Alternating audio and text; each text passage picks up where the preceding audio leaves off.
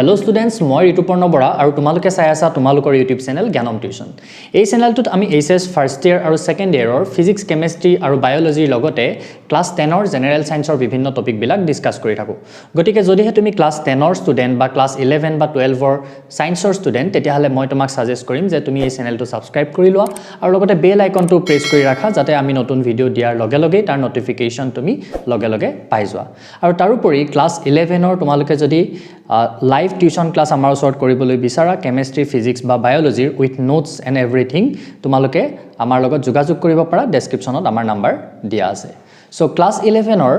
Unit 3 আমি discuss কৰি আছিলো classification of elements and periodicity in periods. আৰু লাষ্ট ক্লাসৰ ভিডিওটো যদি তোমালোকে চোৱা নাই তেতিয়াহলে তোমালোকক মই সাজেষ্ট কৰিম যে তোমালোকে ডেসক্ৰিপচনত থকা লিংকত গৈ লাষ্ট ক্লাসটো প্ৰথমতে চাই লোৱা, তেতিয়া এই ক্লাসটো বেছি ভালদৰে বুজিব পাৰিবা। Last class আমি ডিসকাস কৰিলো periodic table হয় কি, periodic table ৰ property বিলাক, physical যিবিলাক property হয়, periodic যিবিলাক property হয় হেবিলাক হয় কি, atomic size ৰ কথা আমি ডিসকাস কৰিলো, বাওঁফালৰ পৰা সোঁফাললৈ বাঢ়ে নে কমে, আৰু আমি ionization enthalpy ৰ কথা ডিসকাস কৰিলো, তাৰ periodic trend ৰ বিষয়ে ডিসকাস কৰিলো। আৰু লগতে মই তোমালোকক কৈছিলো যে আমি এটাই কনসেপ্ট আছে যেটো কনসেপ্ট যদি আমি ভালদৰে শিকি লওঁ তেতিয়াহলে তাৰ পৰাই আমি এই লেসনটোৰ প্ৰায় বিলাক কোৱেশ্চন আমি কৰিব পাৰো। সো সেই কনসেপ্টটো আজিও লাগিব, সেই কাৰণে মই আজিও আকি লৈছো। প্ৰথম কথা হল কি আমি এটা কথা জানিব লাগিব যে গ্ৰুপ এটাত পিৰিয়ড এটাত থকা যিবিলাক এলিমেন্ট হিহঁতৰ নাম্বাৰ অফ সেল ইকুৱেল থাকে। ইয়াৰো দুটা এনেকে কি হয় ইকুৱেল নাম্বাৰ অফ সেল থাকে। কিন্তু বাওঁফালৰ পৰা সোঁফাললৈ বাঢ়ি যোৱাৰ লগে লগে হিহঁতৰ কি হৈ যায় নাম্বাৰ অফ ইলেক্ট্ৰন বাঢ়ি যায়, ভ্যালেন্স সেলত থকা ইলেক্ট্ৰনৰ সংখ্যা বাঢ়ি যায়, নাম্বাৰ অফ ভ্যালেন্স ইলেক্ট্ৰন বাঢ়ি যায়। ইয়াত এটা আছে ভ্যালেন্স সেলত ইলেক্ট্ৰন, ইয়াত দুটা, ইয়াত গৈ তিনটা হল, ইয়াৰ চাৰিটা হ'ব, তেনে কি হ'ব ভ্যালেন্স সেলত থকা নাম্বাৰ অফ ইলেক্ট্ৰন বাঢ়ি যাব। সো হেতুৱে আছিল পিৰিয়ড এটাত থকা এলিমেন্ট বিলাকৰ মাজৰ মিলটো আছিল যে হিহঁতৰ নাম্বাৰ অফ সেল সমান থাকে, আৰু হিহঁতৰ মাজৰ অমিলটো হল এইটোৱে যে বাওঁফালৰ পৰা সোঁফাললৈ ক্ৰমান্বয়ে নাম্বাৰ অফ ইলেক্ট্ৰন বাঢ়ি যায়। আৰু এই প্ৰপাৰ্টিটো লৈ আমি পিৰিয়ড এটাত এলিমেন্ট বিলাকৰ এটমিক সাইজ বাঢ়ে নে কমে, আয়নাইজেশন এনাৰ্জি বাঢ়ে নে কমে ধুনীয়াকৈ ডিসকাস কৰা আছে, যদি নাই চোৱা চাই ল'বা তোমালোকে। আৰু এতিয়া গ্ৰুপ এটাত থকা এলিমেন্ট বিলাকৰ মাজত থকা অমিলটো কি, গ্ৰুপ এটাত থকা এলিমেন্ট বিলাকত কি হয় ওপৰৰ পৰা যিমানে আমি তললৈ গৈ থাকিম সিমানে number of cell accordingly increase হৈ গৈ থাকিব। ইয়াত দুটা আছিলে নাম্বাৰ অফ সেল, ইয়াৰ তিনটা হল, ইয়াৰ চাৰিটা হ'ব, তেনেকে নাম্বাৰ অফ সেল তললৈ ক্ৰমান্বয়ে বাঢ়ি গৈ থাকিব। কিন্তু ইহঁতৰ মাজৰ মিলটো কি যে ইহঁতৰ number of valence electron is equal, মানে ইহঁতৰ ভ্যালেন্সি ইকুৱেল হয়। গম পাইছানে? এই কথাটো লৈ আমি সেই দুটা প্ৰপাৰ্টি ইতিমধ্যে ডিসকাস কৰিলো, এটমিক সাইজ আৰু আয়নাইজেশন এনাৰ্জি। আৰু আজি আমি পঢ়িবলগীয়া নেক্সট যেটো প্ৰপাৰ্টি হল হেতু হ'ব ইলেক্ট্ৰন গেইন এন্থালপি। ইলেক্ট্ৰন গেইন এন্থালপি যেটোক আমি ইলেক্ট্ৰন এফিনিটি বুলিও ক'ব পাৰো। ইলেক্ট্ৰন এফিনিটি বুলিও কোৱা হয়, ইলেক্ট্ৰন গেইন এন্থালপি বা ইলেক্ট্ৰন এফিনিটি, যেটোক আমি ডেল্টা EGH বুলি লিখিম, মানে ইলেক্ট্ৰন গেইন এন্থালপি। এন্থালপিক বুজোৱা হয় ডেল্টা H ৰে এন্থালপি চেঞ্জক। এতিয়া এই বস্তুটো হয় কি, ইয়াক আমি ডিফাইন কেনেকৈ কৰিম। যেটো আমি পঢ়িছিলো আয়নাইজেশন এনাৰ্জি তাৰ কমপ্লিটলি অপোজিট। আয়নাইজেশন এনাৰ্জিত আমি কি পঢ়িছিলো যে এটা নিউট্ৰেল গেছিয়াছ এটমৰ পৰা যদি আমি তাৰ এটা ইলেক্ট্ৰন আঁতৰাই পঠাবলৈ যেটো আমাক এনাৰ্জি দৰকাৰ হৈছিলে সেই এনাৰ্জিটোকে কি বুলি কৈছিলো, নিউট্ৰেল এটম এটাৰ পৰা আমি ইলেক্ট্ৰন এটা আঁতৰাই পঠোৱা মানে কি, তাৰপৰা কি ফৰ্ম হ'ব, এটা ইলেক্ট্ৰন যদি আমি আঁতৰাই পঠাও কেটায়ন ফৰ্ম হয়। সো কেটায়ন ফৰ্ম কৰিব কাৰণে আমাক যেটো এনাৰ্জি প্ৰয়োজন হৈছিলে হেতুৱে আছিল কি আয়নাইজেশন এন্থালপি। এটা কমপ্লিটলি তাৰ অপোজিটটো এটো। যদি আমি নিউট্ৰেল এটম এটাত এটা এক্সট্ৰা ইলেক্ট্ৰন এড কৰো তেতিয়া কিমান এনাৰ্জি এবজৰ্ব হ'ব বা কিমান এনাৰ্জি ৰিলিজ হ'ব। ইয়াত এবজৰ্ব হোৱা আৰু ৰিলিজ হোৱা দুটা কথা আহি গৈছে, তাত অকল এবজৰ্ব হোৱাৰ কথা আহিছিলে, ইয়াত এবজৰ্ব হোৱা আৰু ৰিলিজ হোৱাৰ কথা দুটা আহি গৈছে। কেলে আহি গৈছে এইটো মই বুজাই দিম। ইয়াত তো এবজৰ্ব হোৱা আৰু বা ৰিলিজ হোৱা সেই এনাৰ্জিটোকে আমি কি বুলি ক'ম ইলেক্ট্ৰন গেইন এন্থালপি এই বস্তুটো। এতিয়া কি হ'ব, কেলে কিছুমানৰ পজিটিভ হ'ব কিছুমানৰ নিগেটিভ হ'ব, কিছুমানে এবজৰ্ব কৰিব আৰু কিছুমানে এনাৰ্জি ৰিলিজ কৰিব। কেলে হয়, কাৰণ কিছুমান এনেকুৱা এটম থাকে যিবিলাকে কি কৰে অলৰেডি হিহঁতি কি কৰিবলৈ বিচাৰে ইলেক্ট্ৰন ল'বলৈ বিচাৰে। সো লবলে বিচাৰি থকা বিলাকে ইজিলি ইলেক্ট্ৰন লৈ লব তাৰ মানে হিয়তি ইলেক্ট্ৰন ৰিলিজ কৰিব আৰু যেতিয়া ইলেক্ট্ৰন ৰিলিজ কৰিব তেতিয়া সেই এনথেলপিটোক আমি নিগেটিভত লিখিম আৰু যেতিয়া ইহতক আমি এক্সট্ৰা এনাৰ্জি দিব লাগিব এনাৰ্জি এবজৰ্ব কৰিব সাপোজ সোডিয়ামটো এতিয়া সোডিয়ামৰ ভ্যালেন্স শেলত এটা ইলেক্ট্ৰন থাকে সো হিটো তাত হে ইলেক্ট্ৰনটো হি দিউকে থাকে যদি তাত আমি এটা এক্সট্ৰা ইলেক্ট্ৰন দিব লগিয়া হয় তেতিয়া হলে কি কৰিব লাগিব তাত আমি এক্সট্ৰা এনাৰ্জি দিব লাগিব সো তেনেকুৱা বিলাকৰ ক্ষেত্ৰত কি হয় পজিটিভ যত এনাৰ্জি আমি এক্সট্ৰা এপ্লাই কৰিব লগিয়া হয় তাত পজিটিভ হ'ব যত এনাৰ্জি ৰিলিজ কৰিব তাত নিগেটিভ সাইন আহিব ইলেক্ট্ৰন গেইন এনথেলপিত হলে কিন্তু আমি যদি ম্যাগনিটিউড হিচাপে চাও পজিটিভ নেগেটিভ টু যদি বাদ দি আমি কেৱল ম্যাগনিটিউড টু হিচাপে চাও ইলেক্ট্ৰন ৰিলিজ হোৱা বা ইলেক্ট্ৰন গেইন কৰাৰ আমি ইয়াত ম্যাগনিটিউড টুৰ হিচাপত যদি ইয়াৰ পিৰিয়ডিসিটি টু চাও তেতিয়া হলে কি হ'ব এফালে যেহেতু কি হৈছে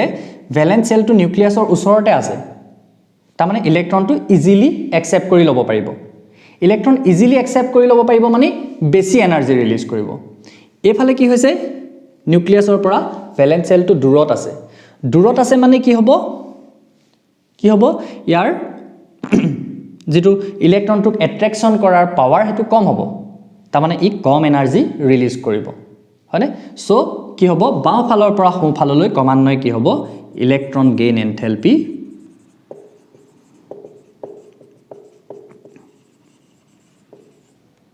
ইনক্ৰিজ হ'ব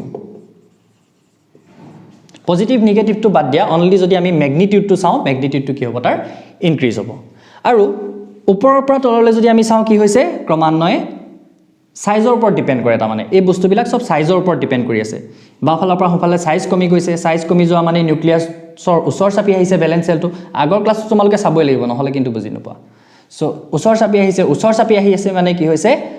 ইলেক্ট্ৰন এটাক ইজিলি এট্ৰেক্ট কৰি লব পাৰিছে নিউক্লিয়াছ এটাকে ইয়াত কি হৈছে ভ্যালেন্স সেলটো দূৰলৈ গৈ আছে মানে কি হৈছে নিউক্লিয়াছৰ যেটো এট্ৰেকশন পাৱাৰ হেতু কি হৈছে কমি গৈছে আৰু কমি গৈছে মানে ইজিলি ইলেক্ট্ৰন এটা লব পৰা নাই আৰু লব পৰা নাই মানে কম এনাৰ্জি ৰিলিজ কৰিব সো ওপৰৰ পৰা তললৈ কি হ'ব এফালে কি হ'ল ইলেক্ট্ৰন গেইন এনথেলপি ইনক্ৰিজ হ'ল এফালে ইলেক্ট্ৰন গেইন এনথেলপি ডিক্ৰিজ হ'ব ওপৰৰ পৰা তললৈ কি হ'ব ইলেক্ট্ৰন গেইন এনথেলপি ডিক্ৰিজ হ'ব হল কিন্তু বাকি যিবিলাক পিৰিয়ডিক প্ৰপাৰ্টি তাৰ তুলনাত ইয়াৰ কিছুমান এক্সট্ৰা এক্সেপশন আছে এক্সেপশন বহুত আমি এক্সেপশন পাম কেনেকুৱা ধৰণৰ এক্সেপশন বিলাক আমি বেলেগে পঢ়িব লাগিব কিন্তু তাৰে এটা মই তোমালোকক কৈ দিছো এটা কমন এক্সেপশন এটা এটো হৈ গল এটা মই এটা কমন এক্সেপশন ইয়াৰ কৈ দিছো এতিয়া চোৱা যিবিলাক বাওফালে থকা বিলাকৰ আমি জানো হিহঁতৰ ইলেক্ট্ৰন এৰি দিয়া টেন্ডেন্সি বেছি থাকে মেটেল বিলাক থাকে সাধাৰণতে ইলেক্ট্ৰন এৰি দিয়া টেন্ডেন্সি হিহঁতৰ কি হৈ থাকে বেছি থাকে এটা ইলেক্ট্ৰন এৰি দিয়া টেন্ডেন্সি থকা বিলাকত কি হয় নৰমালি হিহঁতৰ আয়নাইজেশন এনথেলপিটো পজিটিভ হ'ব লাগে কাৰণ ইলেক্ট্ৰন এৰি দিউকে থাকে তাক আকু যদি আমি এক্সট্ৰা হি অলৰেডি উকলিয়াকে আছে খায় তাক যদি আৰু খুৱাবলৈ বিচাৰো আমি এনাৰ্জি তাত দিব লাগিব জোৰ দিব লাগিব হয়নে সো তাৰ এনাৰ্জি বিলাক পজিটিভ হয় কিন্তু তাৰে মাজত লিথিয়ামটো এনেকুৱা এটা বস্তু যত আমি এটো নেগেটিভ পাওঁ এনাৰ্জি ৰিলিজ কৰে কেলে ই কৰিলে সোৱা লিথিয়ামৰ যদি আমি ইলেক্ট্ৰনিক কনফিগুৰেশনটো আকু তেতিয়া হলে কি হয় 1s2 2s এটো হৈ আছে 2s1 আৰু আমি এটা কথা জানিব লাগিব যে কি হয় এনেকুৱা ইলেক্ট্ৰনিক কনফিগুৰেশন এটা যদি ফুললি ফিল্ড হৈ থাকে বা কমপ্লিটলি ফিল্ড হৈ থাকে তেতিয়া হলে হি ষ্টেবল কনফিগুৰেশন পায় তাৰ মানে ইয়াত যদি এতিয়া আমি আৰু এটা ইলেক্ট্ৰন ভৰাই দিও কি হ'ব ই ষ্টেবল হ'ব বেছি ষ্টেবল হৈ যাব মানে কি ইলেক্ট্ৰন কি এনাৰ্জি ই ৰিলিজ কৰিব সেই কাৰণটোতে কি হয় ইয়াৰ যেটো ইলেক্ট্ৰন গেইন এনথেলপি হেতু নেগেটিভ হয় বাকি বিলাকৰ যদিও পজিটিভ হয় বাওফালে থকা এলিমেন্টৰ ভিতৰত লিথিয়ামৰ কি হয় ইলেক্ট্ৰন গেইন এনথেলপিটো নেগেটিভ হয় এনেকুৱা কিছুমান এক্সেপশন আছে যিবিলাক আমি এক্সট্ৰাকে ষ্টাডি কৰিব লাগিব অলপ তাৰ পিছৰ প্ৰপাৰ্টিটো হ'ল আমাৰ ইলেক্ট্ৰন গেইন এনথেলপি হৈ গল পিৰিয়ডিসিটি হৈ গল এতিয়া আহিলে নেক্সট বস্তুটো আহিলে আমাৰ ইলেক্ট্ৰনেগেটিভিটি হোৱাট ইজ ইলেক্ট্ৰনেগেটিভিটি ইলেক্ট্ৰনেগেটিভিটিটো প্ৰায় ইলেক্ট্ৰন গেইন এনথেলপিৰ নিচিনাই বস্তু অকনমান বেলেগ খালি টেন্ডেন্সি একেটাই ইহঁতৰ ইলেক্ট্ৰন গেইন এনথেলপি মানে হ'ল the tendency of attracting electron towards itself by an element বা এলিমেন্ট এটাই নিজৰ ফালে ইলেক্ট্ৰনক আকৰ্ষণ কৰি ল'ব পৰা যেটো হিহঁতৰ ক্ষমতা হেতুকে কি বুলি কোৱা হয় ইলেক্ট্ৰন গেইন এন্থালপি সৰি ইলেক্ট্ৰনেগেটিভিটি বা শেয়াৰ্ড পেয়াৰ এটা তাৰ মানে সোৱা আমি জানো যে কাৰ্বনে কি কৰে কোভ্যালেন্ট বন্ড ফৰ্ম কৰে এই দুটা যেনিবা কোভ্যালেন্টলি বন্ডেড হৈ আছে ইহঁতি কোভ্যালেন্টলি বন্ডেড হৈ আছে A আৰু B তাৰ ভিতৰত B যেনিবা ইলেক্ট্ৰন নিজৰ ফালে টানি ৰাখিব পৰা টেন্ডেন্সিটো বেছি সো ই কি কৰিব এই যেটো শেয়াৰ্ড পেয়াৰ থাকিব ইলেক্ট্ৰন হেতু ইয়াৰ ফালে বেছিকে টান খাই থাকিব B ৰ ফালে মানে আলটিমেটলি মৌল এটাই নিজৰ ফালে ইলেক্ট্ৰনক এট্ৰেক্ট কৰিব পৰা যেটো টেন্ডেন্সি হেতু হল ইলেক্ট্ৰনেগেটিভিটি এতিয়া টেন্ডেন্সি কাৰ বেছি হ'ব সৰল ভাষাত বুজাইছো একদম ইলেক্ট্ৰন টানি ল'ব পৰা যেটো ক্ষমতা বা tendency of attracting electron is known as electronegativity এটা এফালে টেন্ডেন্সি বাঢ়িব নে এফালে টেন্ডেন্সি বাঢ়িব এফালে কি হৈছে সৰু হৈ গৈ আছে মানে হে একেটাই কাৰণ নিউক্লিয়াছৰ ওচৰ চাপি আহিছে ভ্যালেন্স সেলটো তেতিয়াহলে কি হ'ব ইলেক্ট্ৰন এটা ইজিলি একসেপ্ট কৰিব পাৰিব বা ইলেক্ট্ৰন এটা ইজিলি টানিব পাৰিব বেছি জোৰেৰে টানিব পাৰিব এইখিনতে যদি ভ্যালেন্স সেলটো ওচৰলৈ ইলেক্ট্ৰন এটা আহে ই বেছি জোৰেৰে টানিব পাৰিব ইয়াৰ ভ্যালেন্স সেলটো যেহেতু দূৰত আছে সো ভ্যালেন্স সেলত ইলেক্ট্ৰন এটা সমাবলৈ আহিলে কি হ'ব অলপ কম জোৰে টানিব ইয়াৰ এট্ৰেকশন পাৱাৰটো কম হ'ব আকৌ তেনেকে ওপৰৰ পৰা তললৈ যদি চাও কি হৈছে যিমানে ডাঙৰ হৈ গৈ আছে তাৰ মানে নিউক্লিয়াছৰ এট্ৰেকশন পাৱাৰটো বাহিৰৰ ইলেক্ট্ৰন এটাৰ প্ৰতি কমি গৈ থাকিব তাৰ মানে কি হ'ব ইলেক্ট্ৰনেগেটিভিটিও এফালে কি হ'ব ইনক্ৰিজ হ'ব সব একেটাই ৰিজন সাইজ ইনক্ৰিজেস এফালে কি হ'ব ইলেক্ট্ৰনেগেটিভিটি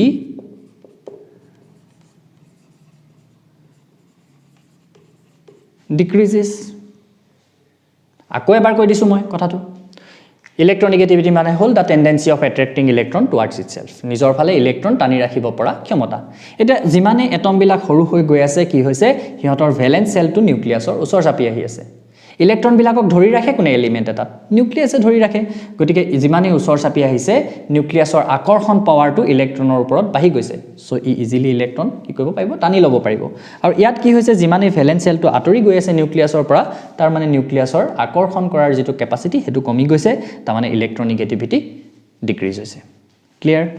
সো এটো প্ৰপাৰ্টি ক্লিয়াৰ হৈ গল আৰু এটা প্ৰপাৰ্টি আমাৰ বাকি আছে এতিয়া হেতু হল ইলেক্ট্ৰনেগেটিভিটিৰ উল্টা তাৰ মানে ইলেক্ট্ৰপজিটিভিটি নেক্সট প্ৰপাৰ্টি ইজ ইলেক্ট্ৰপজিটিভিটি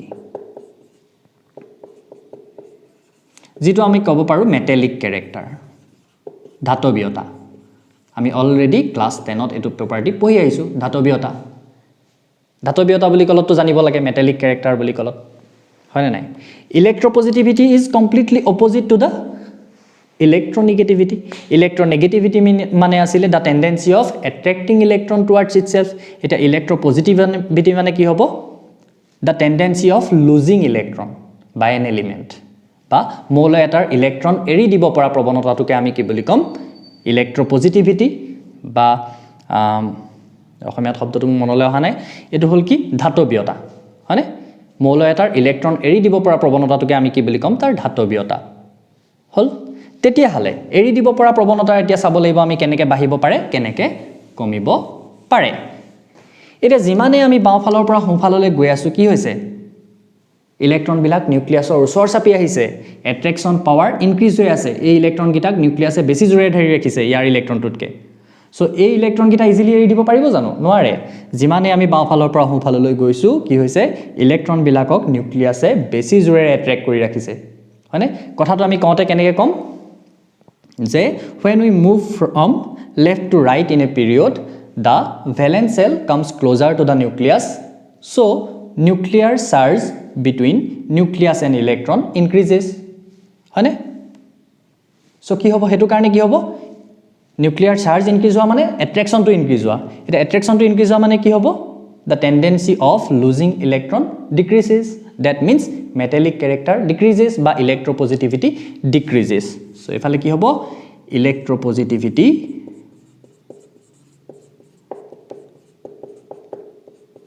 decrease হ'ব হল এৰি দিয়াৰ ক্ষমতা কমি গৈছে এফালে এতিয়া ওপৰৰ পৰা তললৈ গৈছে মানে কি হৈছে চকুৰ আঁতৰ হৈছে মনৰো আঁতৰ হ'ব এফালে এতিয়া কি হৈছে নিউক্লিয়াছৰ পৰা আঁতৰি গৈছে ইলেক্ট্ৰনটো ইমান দূৰত আছেগে হয়নে ইমান দূৰত থাকিলে ক'ত মৰম চেনেহ এডাল থাকিব ইহঁতৰ মাজত দিব এৰি হয়নে সো ইয়াত কি হ'ব যিমানে দূৰলৈ গৈ থাকিব from moving top to bottom in a group the valence electrons goes far from the কি হয় nucleus তাৰ মানে nuclear charge কি হয় ultimately decrease হয় the attraction between nucleus and the valence electrons decreases আৰু decrease হোৱা মানে কি হ'ব they can lose electrons easily so lose electrons easily মানে কি হ'ব ultimately metallic character বাঢ়িব বা electropositivity বাঢ়িব so তললৈ কি হ'ব ওপৰৰ পৰা তললৈ electropositivity বাঢ়িব So এই লেসনটো এখিনিয়ে বস্তু এটমিক সাইজ বাঢ়িবনে কমিব আয়নাইজেশন এনথেলপি বাঢ়িবনে কমিব ইলেক্ট্ৰন গেইন এনথেলপি বাঢ়িবনে কমিব ইলেক্ট্ৰনিগেটিভিটি বাঢ়িবনে কমিব আৰু ইলেক্ট্ৰোপজিটিভিটি বাঢ়িবনে কমিব হেখিনিয়ে এটা মেটালিক ক্যাৰেক্টাৰৰ লগত ৰিলেট কৰি আকৌ দুটা কিবা কিবি দিয়া আছে যে মেটালিক প্ৰপাৰ্টি বাঢ়িবনে কমিব এটা মেটালিক ক্যাৰেক্টাৰ বাঢ়িব মানে মেটালিক প্ৰপাৰ্টি বাঢ়িব মেটালিক ক্যাৰেক্টাৰ কমিব মানে মেটালিক প্ৰপাৰ্টিও কমিব সো হেবিলাক ৰিলেটেবল হয় বাকি যিবিলাক টপিক সো এখিনি যদি তোমালোকে বুজি পালা তেতিয়া হলে এই লেসনটোৰ প্ৰায়বিলাক কোৱেশ্চন মই ভাবিছো তোমালোকে সলভ কৰিব পাৰিবা সো তোমালোকে যদি ভাবিছা যে এই ক্লাছখিনিৰ পৰা উপকৃত হৈছো তেতিয়া হলে ক্লাছটোত লাইক এটা কৰিবা ভিডিওটোত আৰু কমেন্ট কৰিবা কেনেকা পাইছা লগতে যিমান পাৰা লগৰ সকলৰ লগত শেয়াৰ কৰিবা তেতিয়া আমিও মোটিভেট হওঁ যিমানে ষ্টুডেন্টে চাই যিমানে আমি ভিউজ পাওঁ আমাৰো উৎসাহিত হওঁ আমিও যে উপকৃত হৈছে আমিও বনাই থাকিব লাগে কাৰণ বহুত সময় উলিয়াই এইবিলাক বনাব লগিয়া হয় সো যিমান পাৰা শেয়াৰ কৰিবা thank you so much for watching আকৌ এটা নতুন ভিডিওত লগ পাম ইমানেই